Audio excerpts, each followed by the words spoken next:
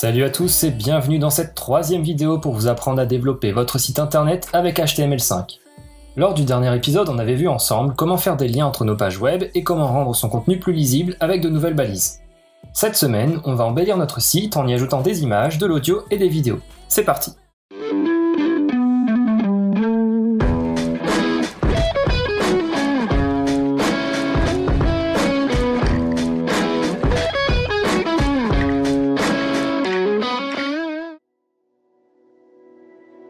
Un site internet sans images, ce serait bien triste.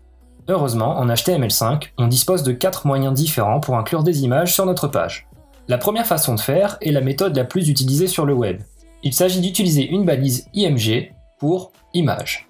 Cette balise est une balise simple, c'est-à-dire qu'elle fait à la fois office de balise d'ouverture et de balise de fermeture dans notre document HTML. Comme nous l'avons vu dans l'épisode précédent, une balise peut avoir des attributs et la balise IMG va avoir un voire deux attributs obligatoires.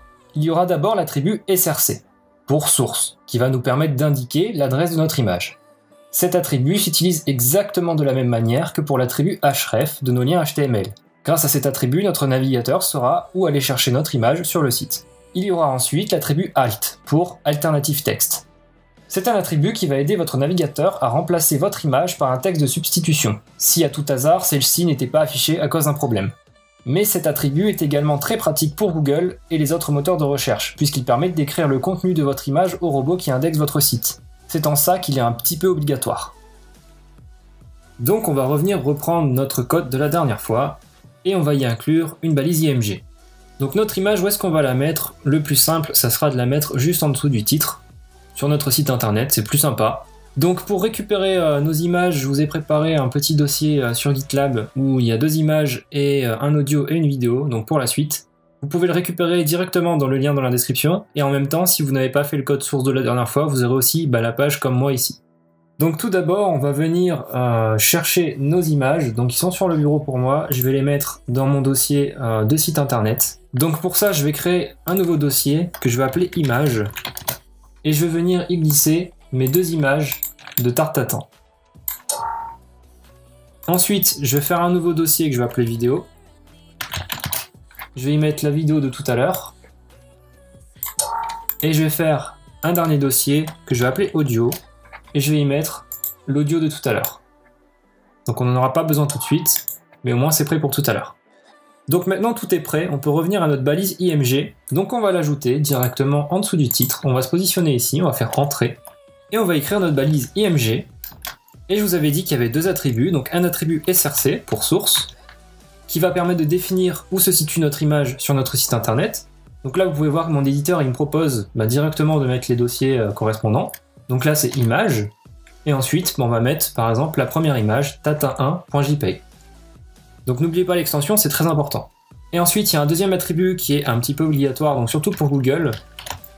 Donc on va mettre alt, et on va mettre ici ce à quoi correspond l'image, donc on va mettre tarte, tatin, de tomate, cerise. Et ensuite on va fermer notre balise. Voilà, donc si on sauvegarde et qu'on actualise la page, on a bien une image de tarte tatin de tomate cerise. La deuxième façon de faire est d'utiliser la méthode moderne avec une nouvelle balise picture. La balise picture sert de conteneur à d'autres balises qui vont nous permettre de définir plusieurs sources d'images. Une source d'image, ce sera une balise source avec 2 attributs. L'attribut src7 pour source 7, qui permet encore une fois de définir l'adresse de notre image. Attention cette fois-ci, c'est src7 et non simplement src comme pour la balise img. Le deuxième attribut de la balise source, ce sera media, qui permet de définir quand il faut utiliser notre balise source en tant qu'image à afficher dans notre balise picture. Par exemple, on pourra dire que pour les ordinateurs de bureau à écran large, on utilise une image de meilleure qualité que pour les téléphones mobiles, ou on préférera utiliser une image plus petite. Ce qui par exemple permet d'optimiser le poids de vos images en fonction de si l'utilisateur se trouve sur mobile ou non. Et c'est plutôt pratique. En plus de la balise source, on va utiliser une autre balise qui va permettre de mettre une image par défaut dans notre balise picture, si jamais on n'arrive pas à charger une source due à un problème quelconque. Et c'est tout simple puisque ça va être une balise IMG normale. Donc pour mettre notre balise picture, on va venir se placer juste en dessous du titre et on va mettre à jour notre balise IMG. Donc on va d'abord écrire une balise picture. Et vous pouvez le voir, mon éditeur me ferme automatiquement la balise. Et dans cette balise picture, on va venir inclure des balises sources. Donc on écrit source, et on ferme la balise source parce que c'est une balise simple. La balise source, je vous ai dit, elle va avoir des attributs. Donc le premier attribut, ce sera src7 égale avec les guillemets. Et là, on va venir mettre la source de notre image, exactement pareil que pour la balise img. Donc on met image slash tatin. Cette fois-ci, on va mettre tatin2.jpg. Une balise source, je vous ai dit, elle peut avoir un attribut qui s'appelle media pour définir quand l'image doit être affichée. Donc nous, on va dire par exemple que l'image tatin2, elle sera affichée quand on aura une taille d'écran, donc min-width, qui est égale à 320 pixels. Et on met ça entre parenthèses.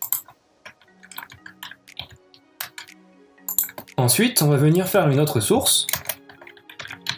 Donc source, src7, égale, et on va mettre notre image tatin1.jpg. Média, cette fois-ci, on va mettre que notre image, elle s'affiche quand on a max width 320 pixels.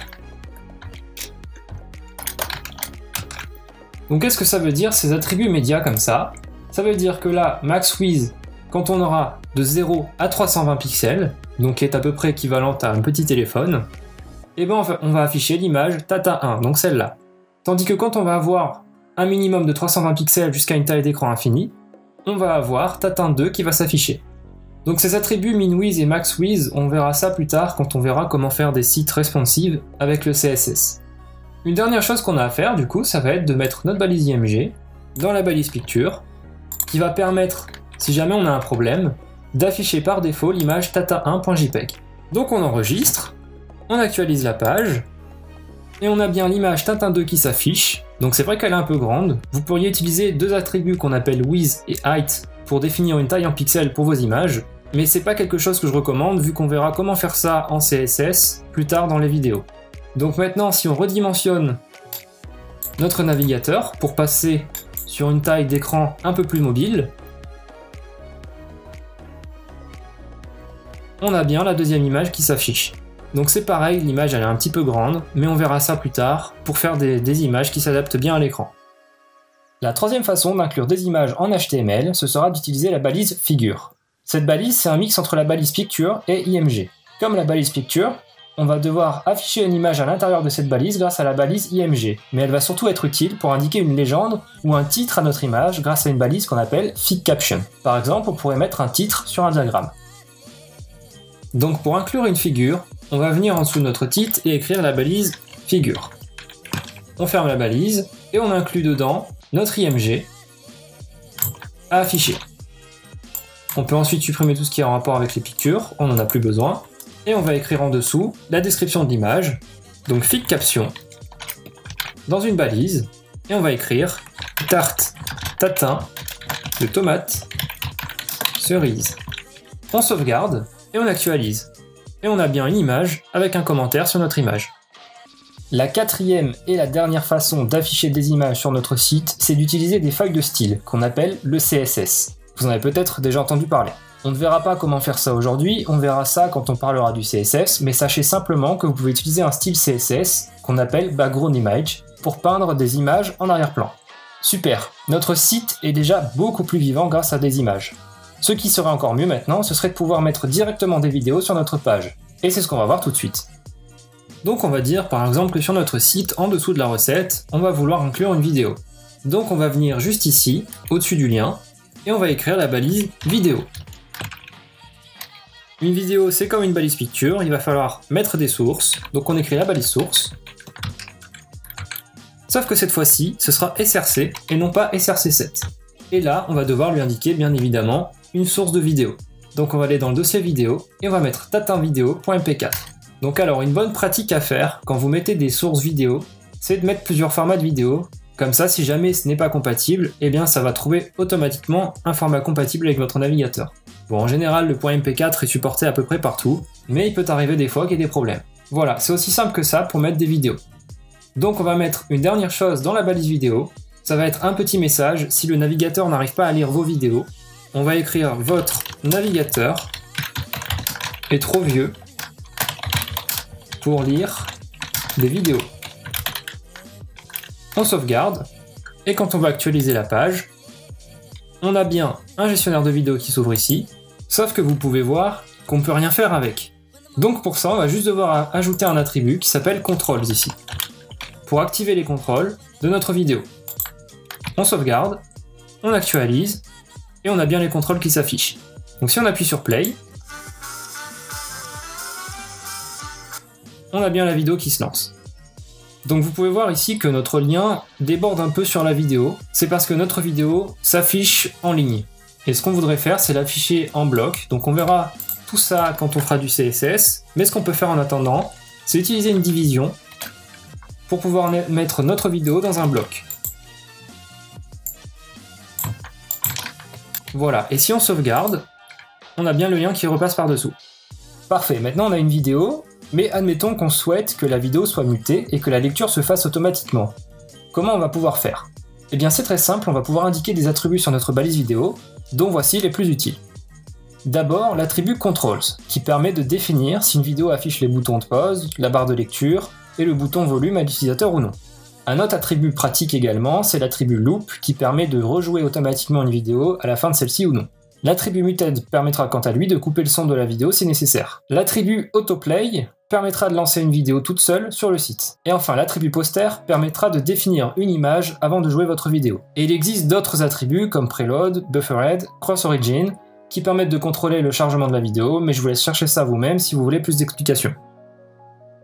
Donc si on souhaite qu'au chargement de notre page, la vidéo se lise toute seule, on peut mettre un attribut qu'on appelle Autoplay, comme ça l'utilisateur n'aura pas besoin d'appuyer sur le bouton Play.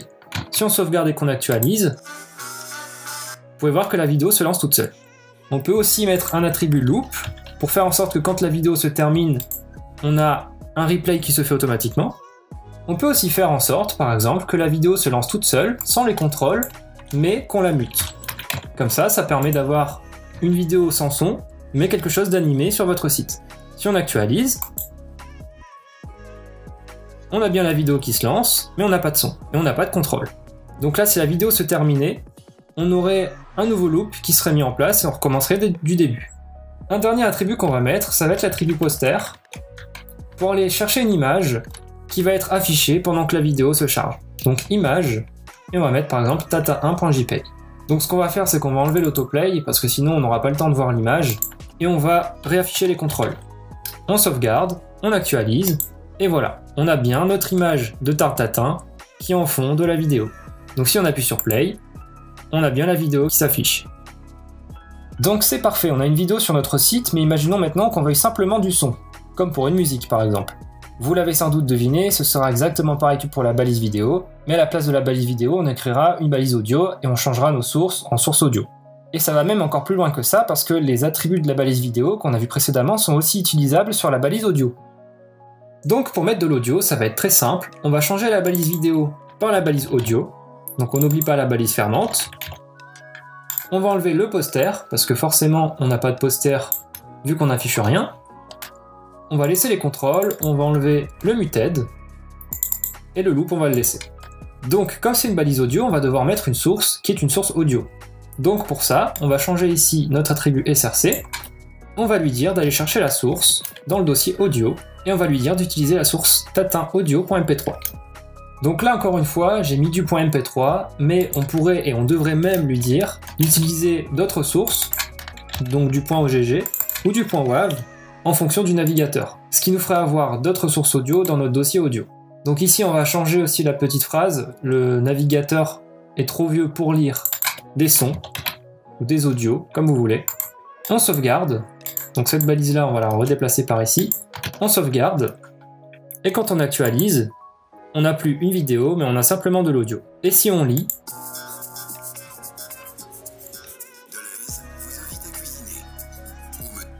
on a bien de l'audio. Si vous avez aimé cette vidéo et qu'elle vous a été utile, n'hésitez pas à mettre un pouce bleu ou à vous abonner si ce n'est pas déjà fait. La prochaine fois, on verra comment mettre en place un système de layout sur notre site grâce à de nouvelles balises HTML5.